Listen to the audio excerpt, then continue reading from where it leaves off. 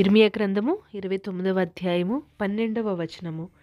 మీరు నాకు మొర్రపెట్టుదురేని, మీరు నాకు ప్రార్థన చేయుచు వత్తురేని, నేను మీ మనవి ఆలకింతును.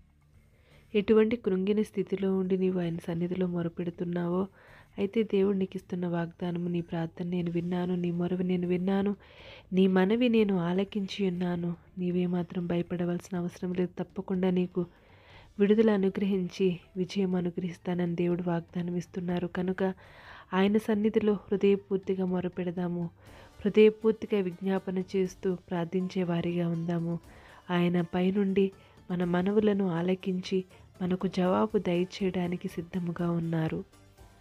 పరిశుద్ధానికి వందనములు, స్తోత్రములు. ఆయన ఈ సమయంలో ఎవరైతే కృంగిన అయ్యా తండ్రి స్థితిలో ఉండి మీ సన్నిధిలో మొరపెడుతూ ఉన్నారు, వారి ప్రతి మనవిని మీరు ఆలకిస్తున్న విధానానికే మీకు వందనాలు, స్తోత్రాలు. ఈ సమయంలో ఎవరైతే ఏమి మీ సన్నిధిలో కోరుకుంటున్నారో ప్రభా, అవి మీకు అంగీకారం అయితే వారి జీవితంలో వాటిని వారికి అనుగ్రహించి వారి జీవితాలని, వారి కుటుంబాలని మీరు దీవించమని, ఆశీర్వదించమని యేసయ్య నామములో అడిగి వేడుకొనుచున్నాను తండ్రి. ఆమేన్.